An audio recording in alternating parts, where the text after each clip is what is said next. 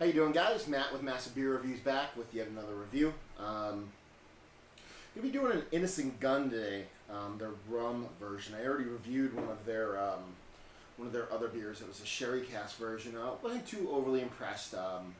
It was good for when I drank it because I drank it in like a scorching heat, and it was very light beer, so that was nice. But I went today to New Jersey and watched my beloved Arsenal play for the first time I've ever seen them in the United States. They haven't been here in almost 20 years, so that was a win. And on the way home, I had to stop at White Castle because it's freaking White Castle. And when I was there, I just looked across the street and I saw a wine and spirit store, and I figured, might as well pop in since Jersey is almost like beer mecca as far as finding just random beers in random places. Walked in and picked up quite a few things. Saw a 4-pack of these. Figured pick it up when I get home. Might as well do a review, and that's where we are right now. So, like you said, Innis Gunn. Their last one, I've had some other beers before. The last one I reviewed didn't impress me too much, but it was good for when I drank it. It was pretty hot out.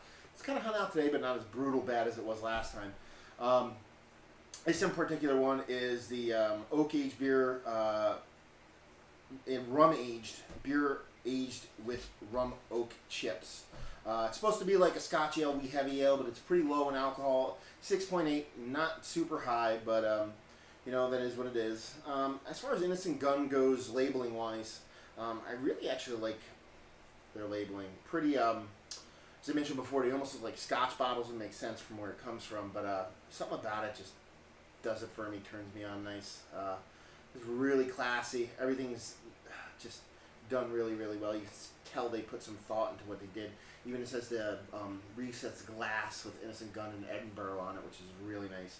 On the back here it says, this ruby red beer has been aged with rum oak chips, resulting in a brew that with a delicious warming character that is bursting with fruit and warming spiciness. These vibrant flavors perfectly balance the beer's toffee malt backbone, which have led it to win numerous awards around the world.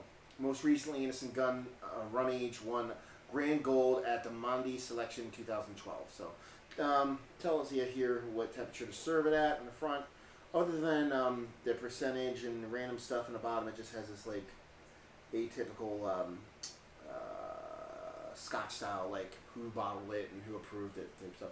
Really love the bottling. Really nice stuff.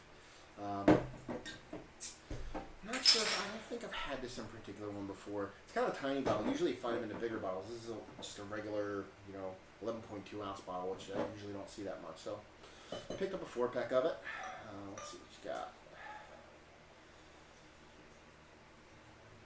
A little rough pour out of the gate. That's my fault.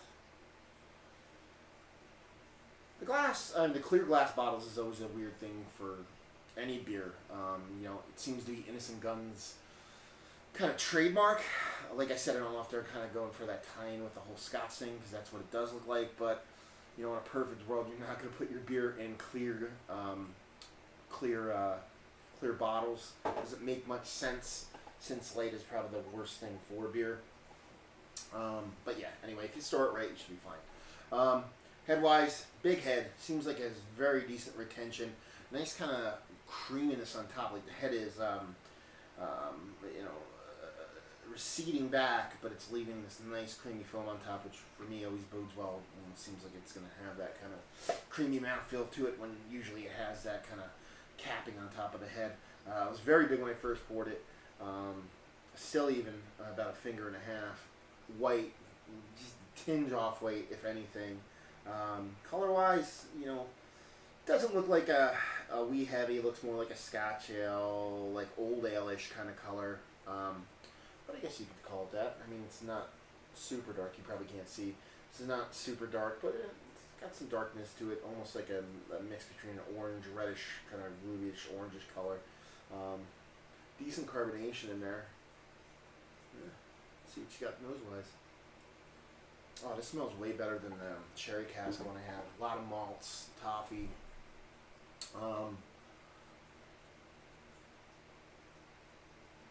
You can smell the rum in there. It's not super prevalent, but you can definitely smell it. Definitely smells like a way more robust beer than what their sherry cask was. Still has that weird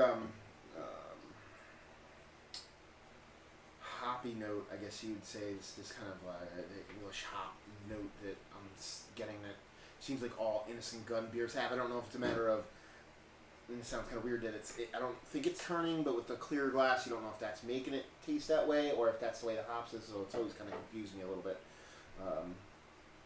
But a ton of malts, toffee, slightest bit of banana, that's probably about it. But it smells pretty good. Way better from what I remember of the sherry cask one. It smells good. Let's give her a taste.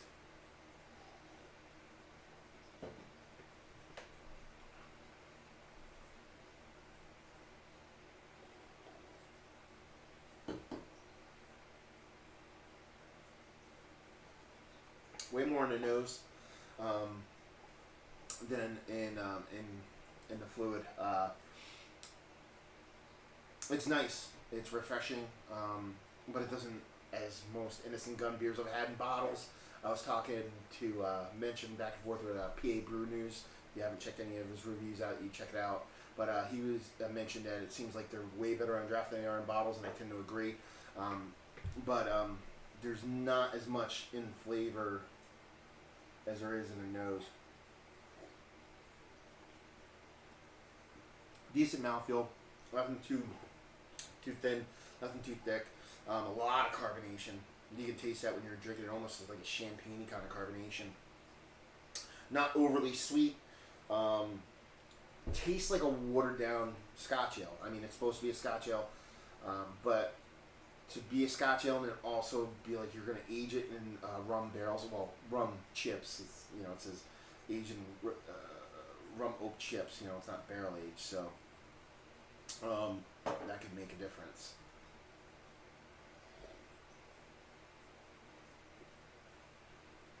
But it's nice, you know. Doesn't blow my doors off.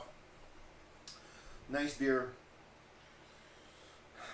Something that I'm going to enjoy the ones that I have. Might throw one or two. I mean, it's not high in ABV, so I might let one or two sit for a year or so and see what happens. But I'm glad I picked up a 4-pack. But it's a little uninspiring, like most of Innis Gunn bottles up to this point have been for me. Grading wise, as a wee heavy ale, just by itself, without being like oak chipped or rum chipped, it would be probably in your low 80s. Even with that, it's a low 80s. Probably give it like a 82 on a wee heavy scale. Scotch Ale. As far as availability, I don't find it that around that much, so I can't give it that high of a scale on availability. I'd probably give it a 2. Typically when I go to Jersey, I can always find it, but in this area I can't, so I'm going to give it a 2. As far as value, is really good value. I mean, for what it tastes like, I got a 4-pack for $9.99. To me, that's a very nice price point for what I'm getting out of the beer. So that in itself probably give you about like a 7 on value scale. So yeah, there you go. Innis Gunn, rum aged in oak chips.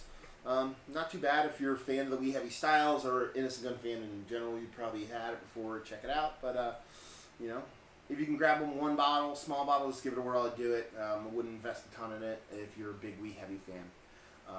Yeah, so that's another review in the books. Innis Gunn rum aged oak chips. Hope you enjoyed the review. If you enjoyed this review, hopefully watch some for others. If you do, please subscribe, share, like, do all that fun stuff. And if you don't like us, hate us, hate little things I do, or forgot to say too much, you can leave comments in the comment section below. If you want to check us out anywhere else on the internet, you can check us out on Instagram, Facebook, and Twitter at Massive Beers. And hopefully you follow us. Hopefully you enjoyed the review, and hopefully we see you again. Cheers.